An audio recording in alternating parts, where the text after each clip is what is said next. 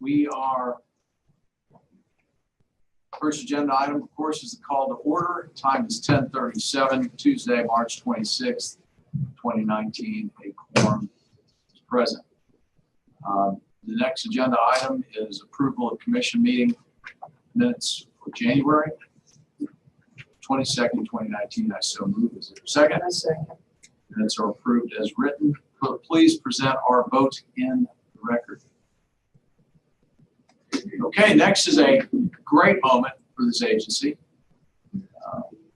It is the recognition of retirement of Regional Licensing Supervisor Yvette Price. Director Joseph.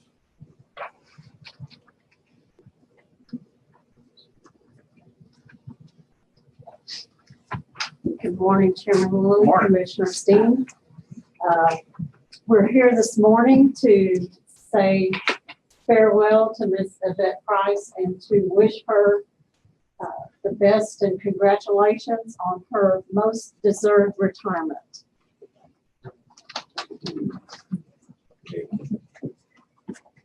Yvette Price began her career with the Texas Alcoholic Beverage Commission in 1993 as the Secretary for Fiscal Services here in Austin. She was promoted to an administrative technician in 95 and was assigned to San Antonio Enforcement Division. In 96, Yvette graduated from Bexar County Police Officer Academy and joined the Live Oak Police Department as a reserve peace officer. In 99, Yvette became an agent and was stationed in Fort Worth. And in 2009, Yvette was promoted to licensing regional supervisor for Region 5, where she supervised 3 area offices spanning over 42 counties. Some of Yvette's other duties have included field training officer and education liaison.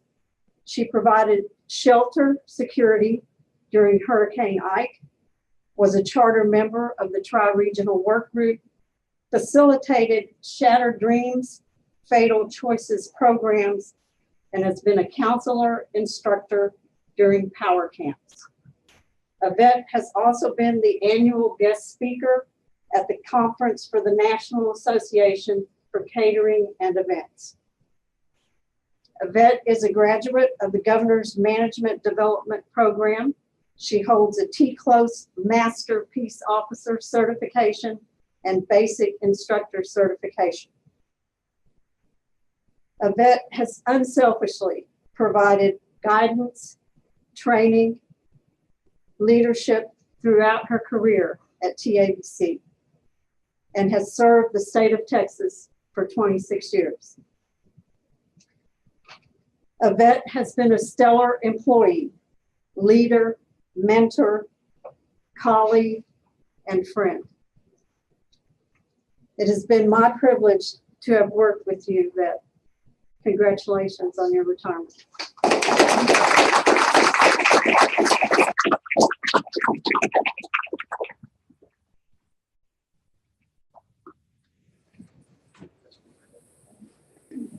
All right, so yeah, so this is a great honor. This is the official retirement pin. And since my coin is so small, we decided to give you one. And you can also use it as a weapon. So, congratulations.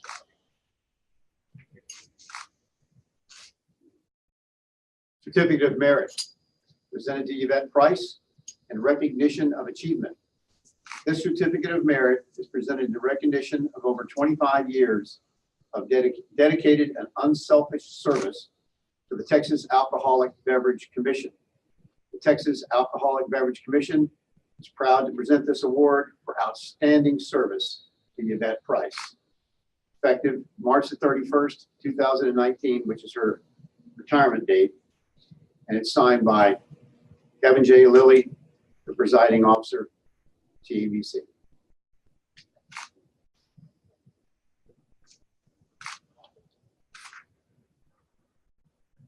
Okay, very good.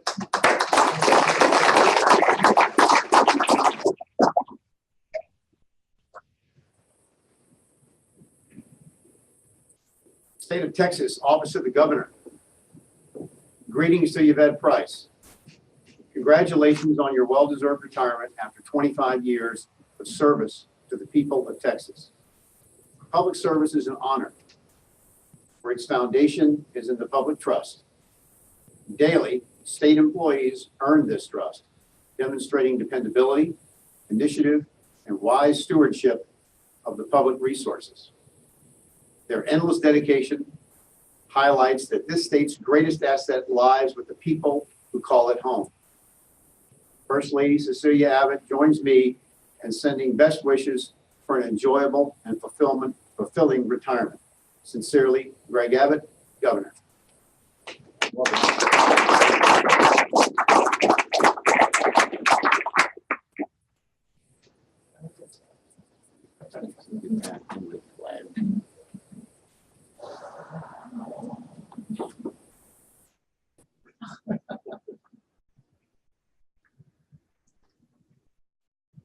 The state of Texas. House of Representatives. This certifies that this Texas flag herein presented to Yvette Price by the licensing division of the Texas Alcoholic Beverage Commission was flown at the capital of the sovereign state of Texas, March the 19th, 2019, in commemoration of 25 years of service to the people of Texas. In witness thereof and pursuant to the authority vested in me, I'm hereunto set to my hand, sent to the office in Austin, Texas on the 20th day of March 2019, attested by the Texas House of Representatives, Sergeant at Arms. Now that's cool.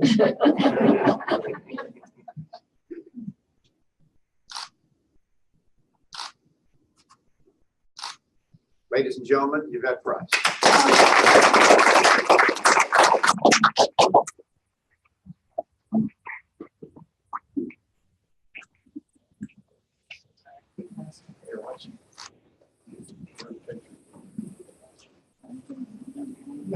Thank you.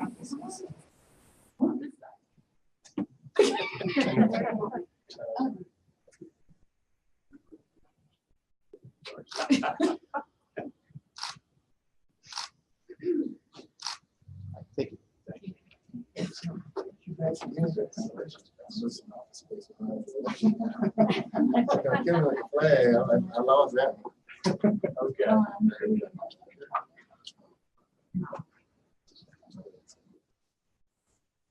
Oh, excellent. That is the best. Nice.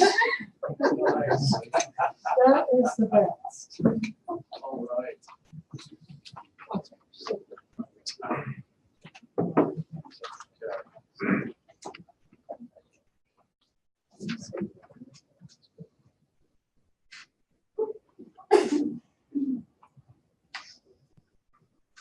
You know, I was touched by Governor Abbott's comments because public service is an extraordinary honor and privilege that we have.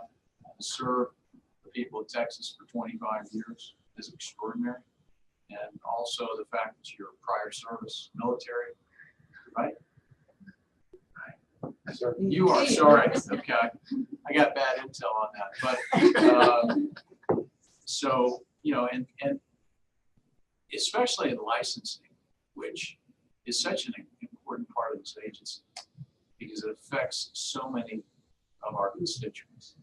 Over 50,000 license holders in the state of Texas, each of which have to be maintained. The amount of work that the licensing division does for this agency, sort of the unsung heroes, really, of what we do every day, is such a blessing. And to have someone like you that's dedicated a quarter century to service is something that makes me personally, I know Commissioner Steve, very proud to be in your presence. And I really like her card that says, retired, ask someone else. Outstanding. So again, congratulations. So, all right, we will now be in recess for 15 minutes for a reception. There are no calories in that cake, so dig in. Time now is 10:47.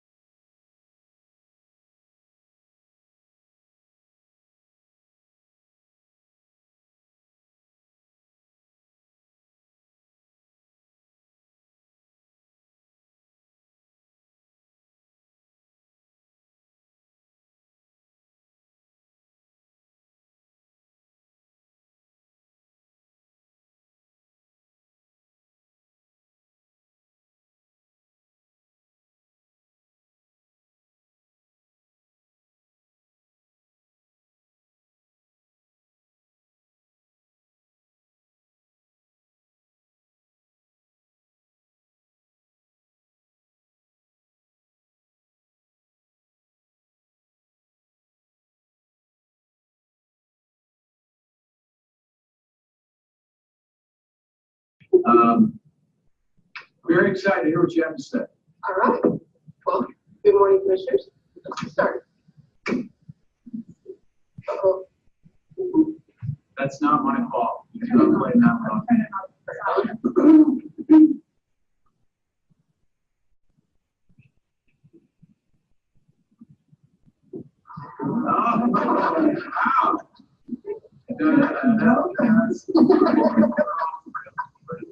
Okay, Nick is the one that put it together. Nick Raymond is the legislative liaison. He's still at the Capitol, but he put this presentation together. So if you like it, he gets the kudos. If not, totally his fault. So just quickly, we're going to go through, or not having just going to run through a couple things that are the highlights of the session thus far and sort of the look ahead. A lot of bills were filed by the filing deadline a couple weeks ago. Over 7,300 bills and vote resolutions, are about 100 that impact the alcoholic beverage code. I'm tracking about 250. So the remaining 150 have to do HR, contracting, IT, and law enforcement. So just monitor all those as they go through the process. The bulk of our time is spent on 4 committees.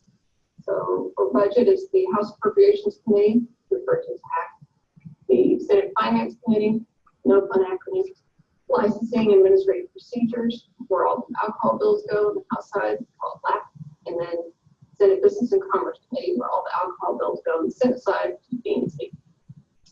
So there's only, out of all 4 committees, there's a new chairman for LAP, and we visited with him, so it's Chairman Tracy King. And for any new members to those committees, we have visited with them, given them the district sheet that you've seen before that sort of gives an overview of what's in their district, gave them a TABC 101, and just make sure they have a point of contact. So we've done our due diligence to reach out to all those new members on those committees. And it's very important to note that we have 62 days left of the session, so we're over half.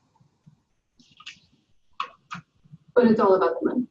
So back in the fall, we submitted 7 exceptional items with our legislative appropriations request. So these are our wish list items, so above and beyond what we typically would get in our budget. And those are these 7 items. In January, it starts out with the House bill and the Senate bill. So each chamber will file their own budget bill. They look very different. In fact, Senate Bill 1 included our items 2 and 3. Check marks there, and which is great news for the agency. They included that. Unfortunately, House Bill 1 did not include any of our items. However, lots of meetings happened. Meetings after meeting after meeting. I think Bill Nettles and Chairman Lily's Fitbits probably about to blow up those first 2 months of session. Y'all did a lot of work going to meet with different members. It's imperative that we get our message out there, give them an explanation for any questions that they have, and really reinforce why we need this done. Why didn't you tell me there was no elevator Well, you had a good bit, and I thought he was going to rack them up. Steep stairs. Let's see. I want to give a shout out to industry as well. They did a lot to let the legislators know what was important to us and to encourage them to fund our exceptional items. So now, the next thing is going to be the committee substitute for Senate Bill 1 and House Bill 1. So it's a second round of bill. On the House side, it's called committee substitute for House Bill 1. So that will be on the floor tomorrow. As a result of all those meetings and all those activities with different subcommittees, we've got. So the subcommittee on infrastructure resiliency and investments talked a lot about our technology projects. You can see the green check mark. So they gave us our number 1, our number 2, our number 6, and number 7. And then the other subcommittee on the House side is for Articles 1, 4, and 5, or Article 5. And from that, we got the employee retention plan. And so right now we're looking at 30,077 FTEs that they have funded, and the committee substitute for House Bill 1. On the Senate side, they have not decided anything yet. They are still on their individual working groups, and they will come together and vote on recommendations of those individual groups on Thursday. On Thursday. And on the House side, they will be debating committee substitute of the House budget tomorrow. So that will be a very long night for the legislature So and different relations. for security and public safety, please.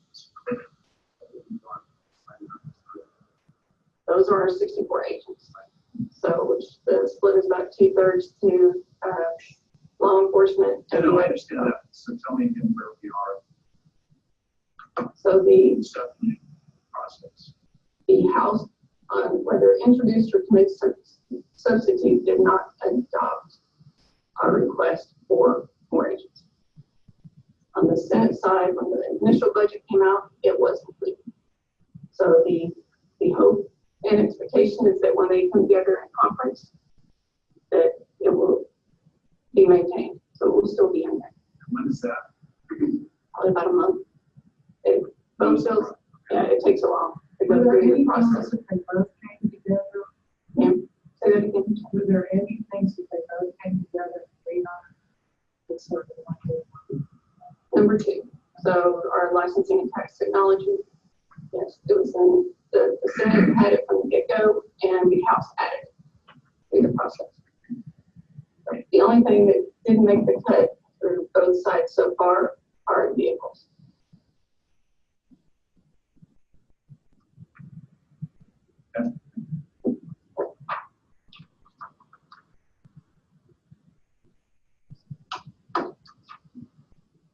Sunset, we're going through it. So basically, I'll give you a quick rundown.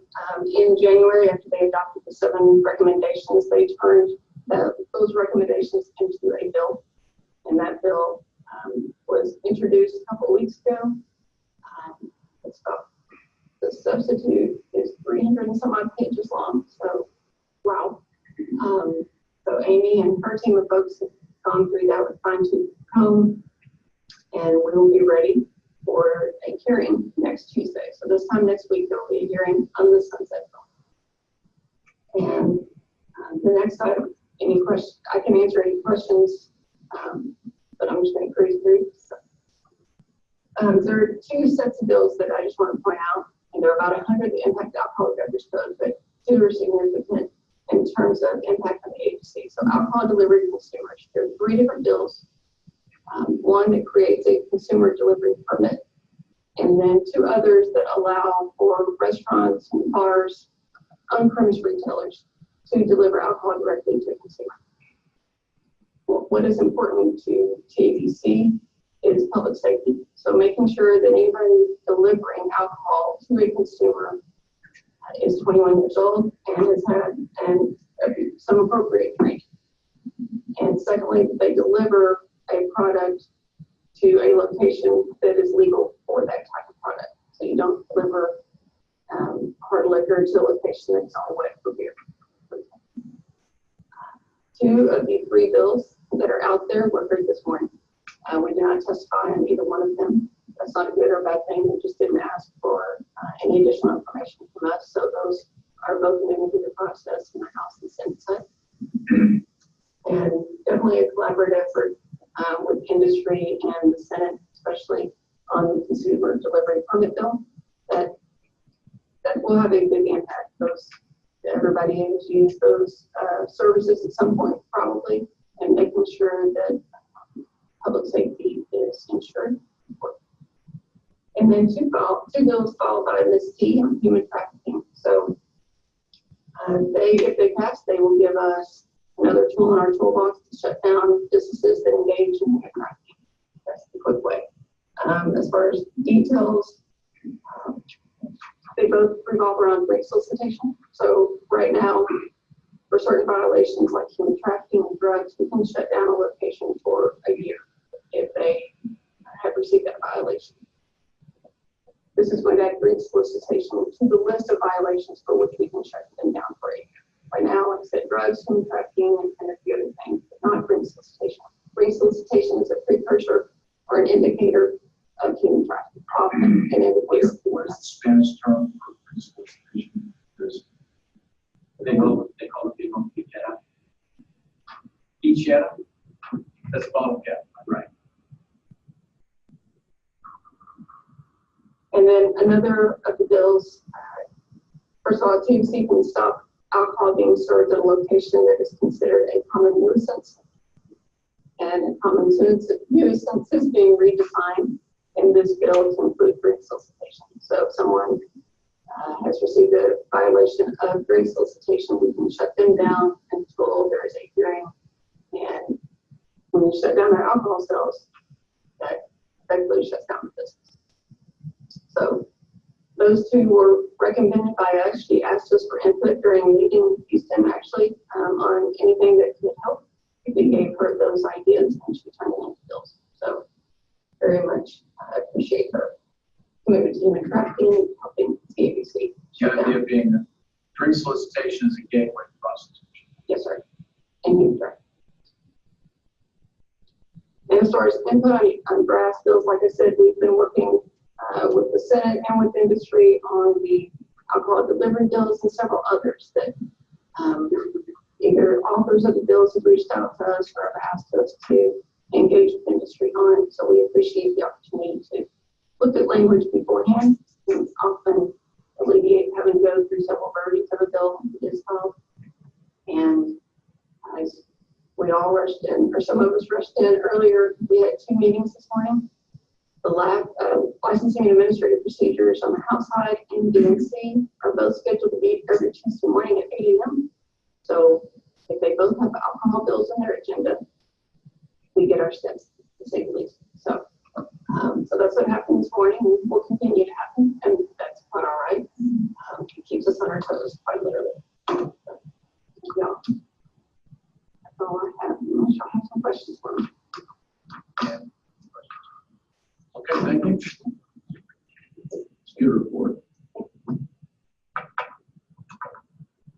I do want to commend the legislative team, government affairs team, and executive director for all the efforts. I mean, this is a cumbersome, lengthy, complex process to try to secure funding for this agency. And we're no different than any other, but it takes a tremendous amount of person hours to get it done. So we're very grateful. Next agenda item will be the briefing on TABC Leads Leadership Development Program. Ms. Cardona. Good morning, Commissioners. I'm going to provide a brief overview of an exciting initiative we're working on right now, which is the TABC Leads Leadership Development Program. And by the way, in case we haven't said it, thank you for your wise counsel through the sunset process. You're welcome. It's invaluable. That's why I'm here. It will continue. Okay, so over the last 6 months or so, an internal project team led by me has been working in partnership with the Texas A&M Engineering Extension Service, also known as TEEX, to develop a leadership course customized to TABC. And this whole process has been based on TEEX's own experience developing a course for their own leaders internally. And this initiative came to be because TABC's leadership recognized how important these kinds of leadership skills are for any organization, but especially for an organization like ours that is in the midst of some really significant changes. And Marianne just laid out a lot of those potential changes that are that may be on the way, such as the Sunset Bill, which presents some major changes for our licensing structure as one example, the budget bill, and other bills that could pass as well. And so we've already been making a lot of changes over the last 2 years. So that's one of the major drivers behind this initiative, is that we're going to need those leadership skills to do that all that successfully. And TABC has never had a leadership development program like this, especially one that's homegrown and developed for our staff and for what we need. And so our executive director and deputy executive directors recognize the importance of investing in TABC staff in this way. And by helping TABC's leaders develop their leadership skills, the hope is that we can improve employee retention and also ensure that everyone is engaged and working towards common goals.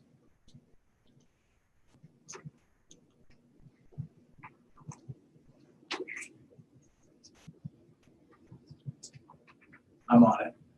Okay. In case we have hard copies, in case there's a problem. Yeah. Next. No.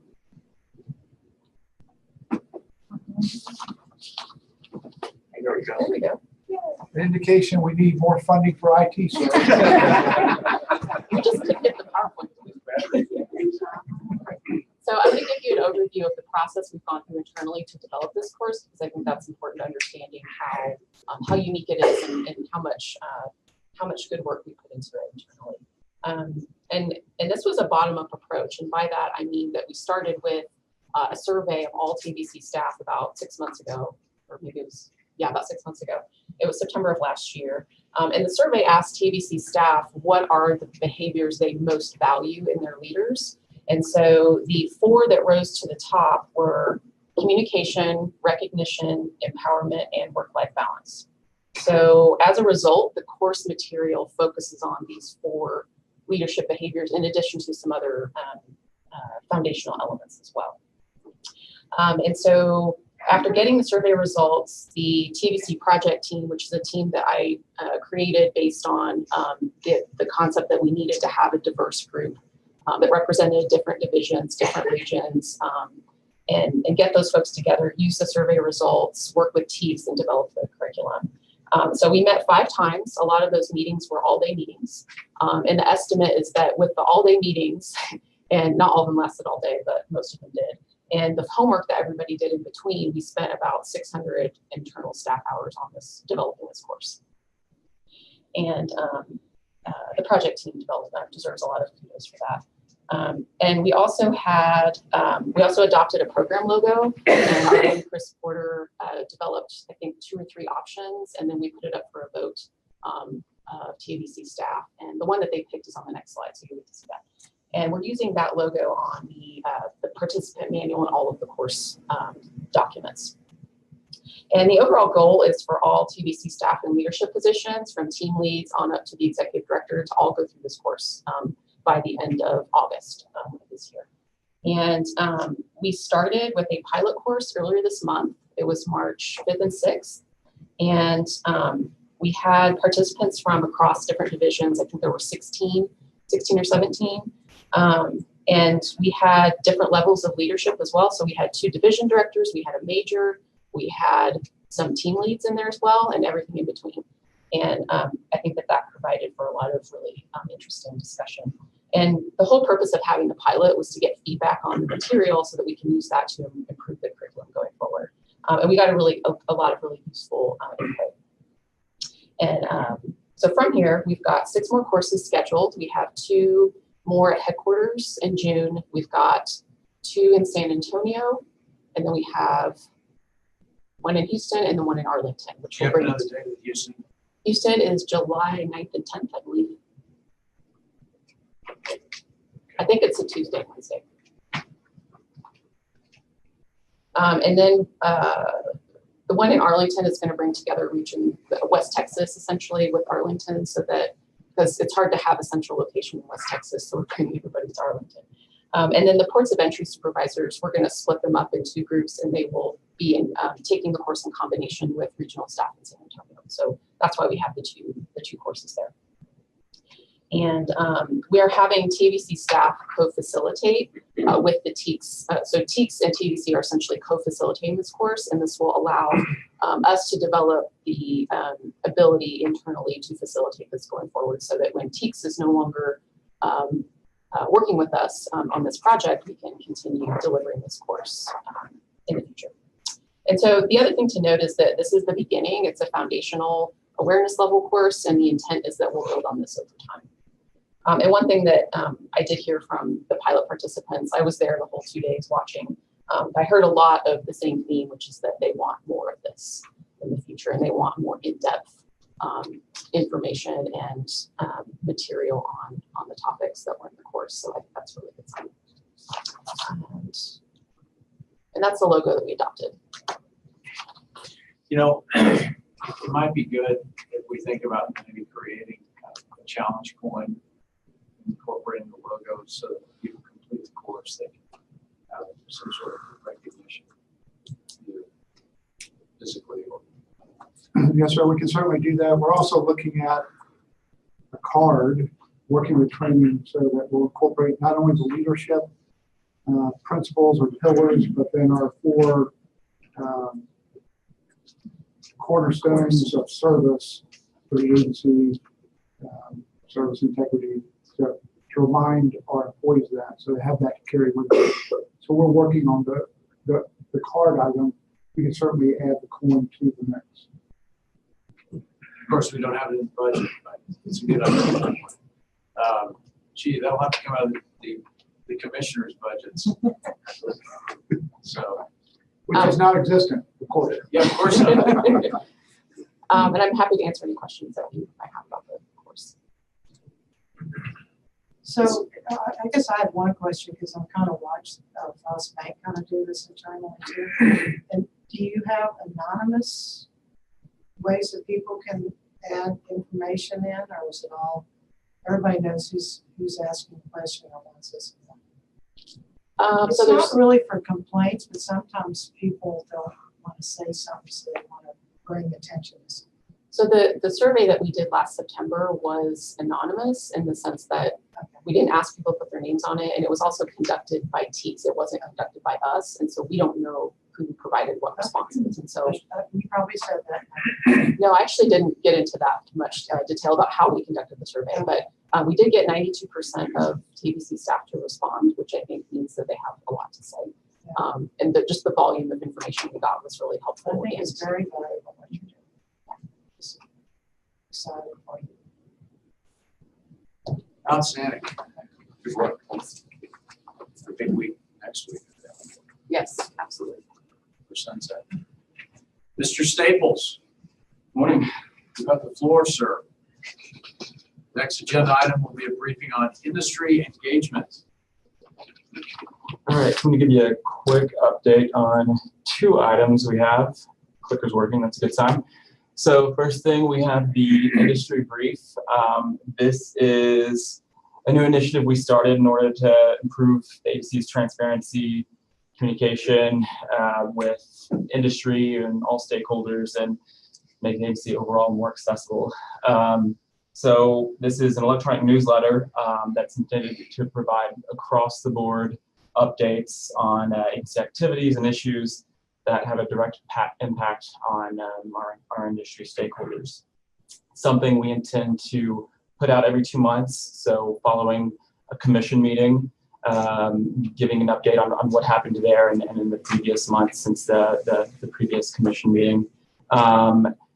Diving into that a bit, we have 6 main sections. We're trying to try to organize content and keep that fairly consistent so folks know what they're looking at and just kind of have it as a reliable resource. First thing you'll see is a section on TABC impacting your business, where we try to highlight some of the biggest things that have changed and that industry would look at on a day-to-day basis, or that may impact them. So we've highlighted already news on TABC's new compliance reporting app and requirements. And we'll have updates on, processing times to get a label approval or a license if you're trying to open a new location, or start off as a new business in the alcohol industry. So those are kind of some of the first things you might see in it. Next, you'll have a section that addresses commission meetings, what happened in the previous one, what's coming up next, rules being considered, stakeholder meetings, education opportunities, and updates on what the agency is doing around the state, different events that the agency is hosting. As we've all discussed in prior meetings, we're hosting summits, roundtables, and we want to make sure folks know what's going on and what their agency is doing. So we figured this was the best way to present that in some kind of one-stop shop place. And everything kind of as a two-sentence blurb with links to more information if it's something that the reader wants to get more info on, whether it's linked to TABC's website, a video, or a partner organization.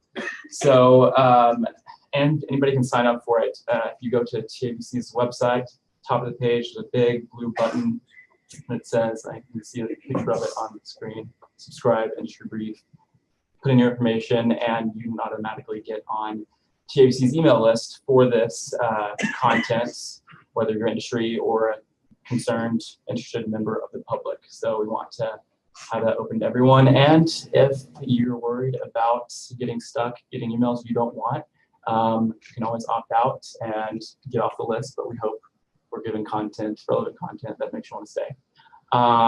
So that's a quick overview of the industry brief. First one was published in February, and we plan for the next one to come out and be published next week. So we'll have an update on what happened today at this commission meeting and everything in between.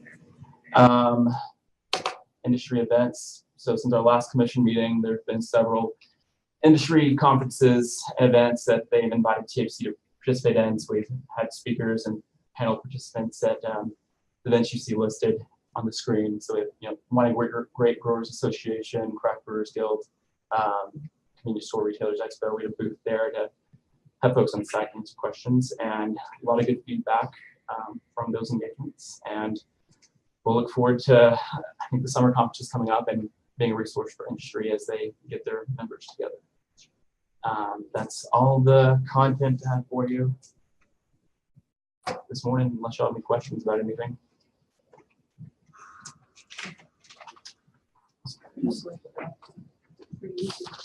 No, great job.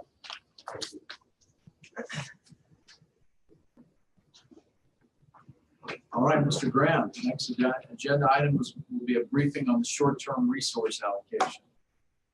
Good morning, Chairman, Commissioner. I wanted to give you a quick update on label application approval times.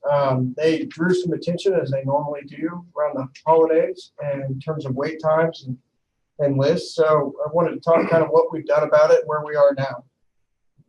As of January 31st, we actually lost a good employee who we're happy for. She's moved on she's retired from the state with 35 years here. But I think during her 14 years with label approval, she processed over 120,000 wine applications. So she was the master of processing those wines. In addition to wine approval, we also have a big growth, obviously, we have over the years with malt beverages. So to combat growing wait times, the executive staff granted us permission to hire a couple temporary employees to get those times down so that we could get them to a good working level for everybody out there. We've got 2 staff members that came in a couple weeks after the first one. So we've had a total of 3 that have been working with us for the last several weeks now to get wine numbers down and malt beverage numbers. We've talked about this before, but really since 2011, we've seen a 310% growth in the number of malt beverage labels coming through. And we've been processing those with 1 full-time employee. So we've all been watching, obviously, the sunset recommendations. I think if some of those go through with label changes, that should help strengthen the process. And then if we get our funding for new software, that should really cut days in half. So moving forward, I think that's going to help us a lot. But as of right now, by the end of January, we were processing about 51 days for beer applications. And that's a good time to wait. That's a long time to wait. So after bringing in those temporary employees, we got it down 10 days at the end of February. And when we process, I believe, our March numbers here starting the beginning of April, I think you'll see that number cut in half, without a doubt. So we'll be back down to 20 days or less, cranking people through here and making sure they get to business more quickly. Just overall for the year, we're processing on average about 26 days. Right now is where we're at for the year as a whole. And that counts wine and beer labels. And then for the month of February, the total average is 28. So again, that counts wine and beer. That 51 number I gave you for January was purely malt beverages only. But moving forward, we should get those things cut down a lot next month. We're getting calls every day saying, I didn't know you were processing that quickly. So thanks for expediting. And we're not expediting, we're just getting them through there. So thank you very much for your time. Wow, that's a great report. Thank you. General Kusler, then. We don't want to get people spoiled. Trying to avoid those calls in the middle of the night about their product going bad. So that includes the label. Okay, so we just completed spring break, thankfully, Absolutely. including in the Lily House. All survived. We did. So the next agenda item will be a briefing on spring break enforcement. Chief Bergendahl. Okay, so each year, thousands of Texas youth traverse across the state en route to popular spring break destinations, many looking to participate in activities which involve the consumption of alcohol beverages. Sadly, these events sometimes have very tragic outcomes, which illustrates the need to closely regulate the sales of alcohol beverages from TABC licensed locations to ensure responsible sales and service are followed in connection with these events. As a result, TABC deploys hundreds of agents across the state to help combat the irresponsible sales and service of alcohol beverages, which directly poses danger to public safety. This year's spring break operations began the first weekend in March and continued for nearly a month, having just concluded this last week. In advance of these operations, and I want to illustrate that this is not just an enforcement aspect, because in advance of these operations, our TABC's public information officer utilized press releases and social media to pre-announce our operations to encourage compliance from our industry members and to put out others on notice that agents would be out in force conducting these operations. TABC Audit and Investigations Division conducted site visits in advance of our operations to help educate businesses on steps they can take to prevent sales to minors and to warn them agents would be out checking businesses for compliance. Well, our Education Prevention Division helped to ensure the success of these operations by securing grant funding, which helps to offset costs associated with travel and overtime in order for the agency to maximize its efforts in conducting these operations. So the operations first began with the underage compliance operations, typically referred to as the corridor operations, where agents from all 5 regions utilize the assistance of underage volunteers to conduct compliance checks at TABC licensed locations for sales of alcohol beverages to minors. These locations that were selected were comprised of both on and off-premise locations along major Texas highway corridors, leading to popular spring break destinations and locations near major college campuses. Several hundred locations were checked in a relatively short amount of time, utilizing multiple teams operating simultaneously throughout the state. After the completion of the corridor operations, agents changed their focus to coastal destinations popular to underage youth, many of whom engage in the irresponsible consumption of alcohol beverages. At these locations, agents targeted businesses where alcohol beverages have been served to already intoxicated customers and minors, along with the individuals who also provide alcohol to those minors. A number of different types of methods were employed to investigate these operations. These are comprised of underage compliance operations, fake outs, which target minors using fake IDs to purchase alcohol beverages, and regular undercover operations where agents covertly monitor businesses to observe the sales of intoxicated patrons or other public safety violations. While these operations occurred along the coast, additional agents conducted similar operations at the South by Southwest Music Festival here in Austin. In addition to these operations, agents responded to investigate reports of unlicensed and illegal sales of alcohol beverages at these events to ensure locations were properly permitted to responsibly sell, serve, and deliver alcohol beverages at these events. In times of emergency, agents also serve as a force multiplier, responding to assist other agencies in a number of reported disturbances and acts of violence. This year, agents checked over 1,700 licensed locations through the corridor operation, resulting in over 130 sales to minors being found. The coastal operations consisted of over 280 undercover operations, resulting in 50 administrative cases and over 150 criminal cases. The South by Southwest Music Festival involved 250 undercover operations, resulting in over 30 administrative cases and nearly 75 criminal cases. In any situation where we deploy officers in the environment where rowdy gatherings occur, mixed with the consumption of alcohol beverages, officers will be in harm's way. This year was no different. One incident which received a degree of media attention involved 2 of our agents being assaulted during a fake-out operation. When undercover agents working at the front of the business confronted the subject about a fictitious ID it presented, they called for open agents to make contact with that subject, not breaking their cover. To this information, the subject reacted very violently and immediately attempted to assault the open agents who were trying to make contact with him. As a result, 2 of our agents received minor injuries from the assault before the suspect was successfully taken into custody and was charged for assault on a public servant and resisting arrest. Thankfully enough, that was one out of several interactions. We had very few critical incident reports for this spring break operation. To kind of shift gears a little bit, we also wanted to turn around and take it. Hold on, Chief, before you go to that. So the question we always get, sir, commissioners, is, why are y'all doing these underage compliance operations? It's a policy. The legislature created the law to protect our Texas children. But more importantly, I went to a ride along in Bryan, Texas, here a week ago on a Friday night. They did 14 operations and they had 3 buys. And the 3 buys were from retail chains. One of them involved a manager of the location. When our volunteers go in there, these 17 or 18-year-old kids, they're 3 years under the legal age to buy alcohol. They present an underage ID if they're asked for it. If they ask them what their age is, they tell them.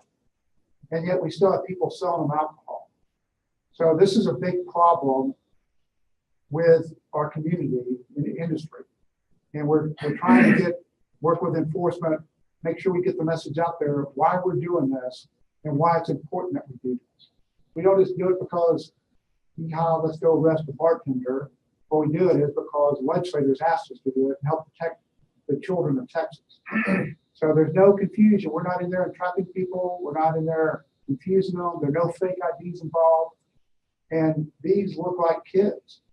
I mean, I saw the volunteer that worked for us in Bryan that night. She looked like a 17-year-old kid. No makeup, not dressed up, and they still had 3 people that sold to her. So it's very important what our agents do out there. It's really pretty basic. It's the law, right? And when my kids complain about the drinking age, I go, look, that's the law. And we're here to enforce the law. And, when there's no ambiguity, it's not like, well, it's the law in some counties and it is 21. Whether you like it or not, whether I like it or not, that's the law and we're here to enforce it. People don't like it, change the law. Otherwise, let us do our job. Cool. Absolutely. Okay, so is there any questions about that? Because there is one other thing we'd like to present that's unrelated. How are our agents that were assaulted? They okay? Yes, very minor injury. The subject was kicking at him and struck him in the leg and upper thigh.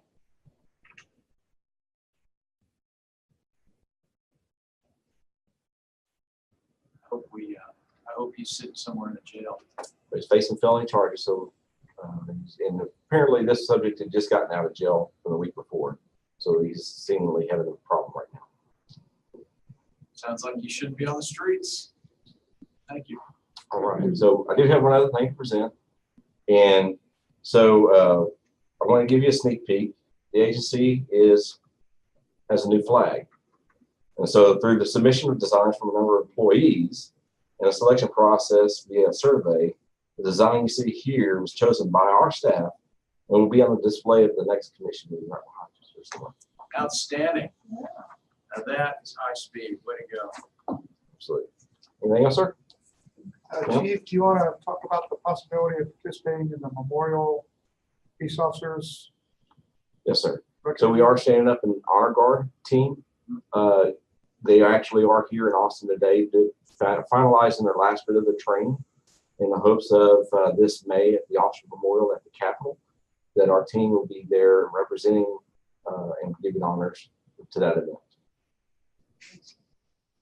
We'll obviously have a lot of pictures, and probably at the next commission meeting with your approval, we'll maybe bring some members in their full uniform with the flag to properly post it behind you. Right.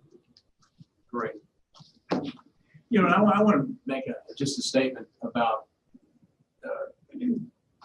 the agency in general, because we have so many individuals in this agency that do so much in such a diverse and broad professional array, licensing, accounting, and so on. And I know sometimes we feel like the enforcement side gets all the glory, right? And it reminds me of my father, who was an Air Force officer. When you think of the Air Force, what do you think about? You think about fighter pilots, right? The reality is 1% of the Air Force fly planes. 99% are there to support those 1% that fly planes. That doesn't diminish the role of the mechanics, of the supply people, of the signal officers, the enlisted, and so on. It's just a mission, but it's an important mission. And so I don't want anyone to feel that I have a particular favoritism toward one part of this agency or the other. Some are more visible, some are not. We talked about how licensing touches everyone in the state of Texas, and their job is incredibly important. So is audit, so is finance, so is education. We're all working together to enhance the public safety and enhance this industry. So there's no favoritism from our side, although I do think the flag's pretty cool.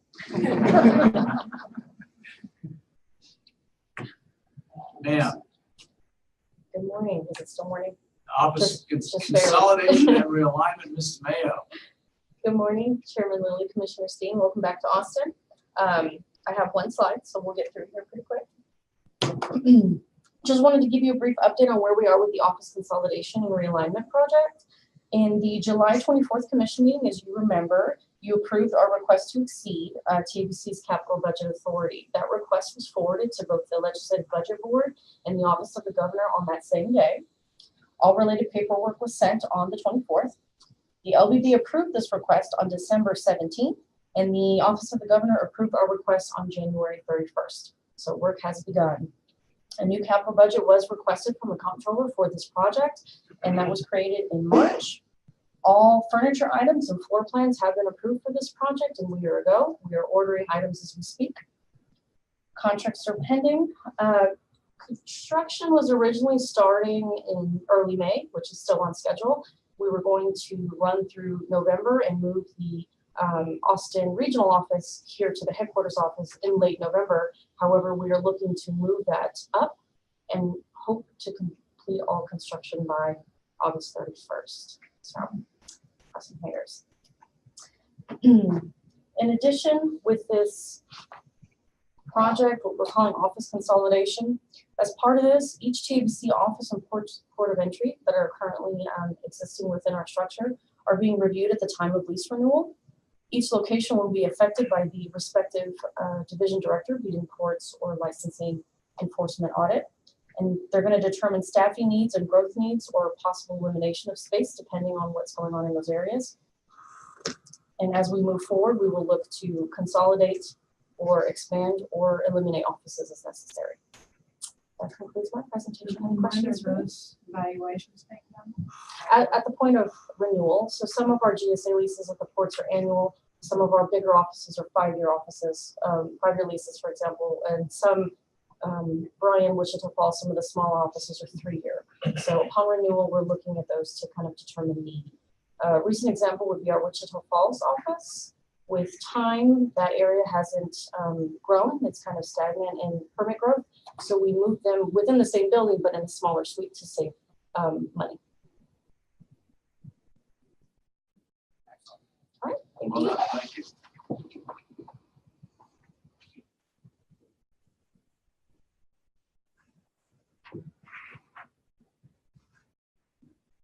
Also, speaking of other individuals that contribute greatly, I would be remiss if I did not mention ports of entry, which I don't know if we're going to discuss or highlight the extraordinary job, John, that one of your officers did in discovering the tainted or methamphetamine that was captured at the border.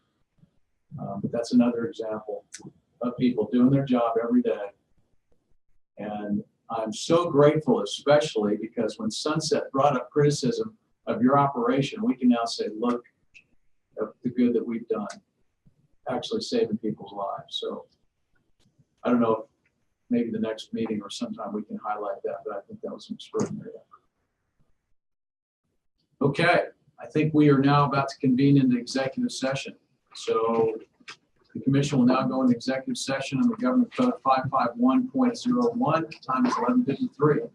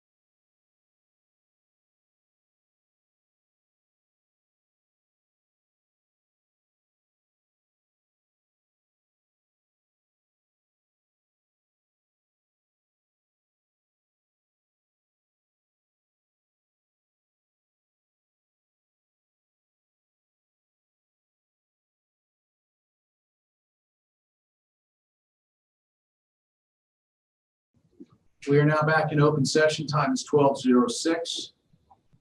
Next is public comment. No, sorry. We have no public comment. Next meeting date. The next regular scheduled meeting date is planned for Tuesday, May 28th, 2019.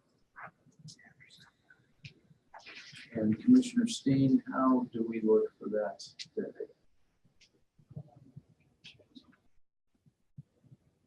You can tell as we get to the summer research gratitude.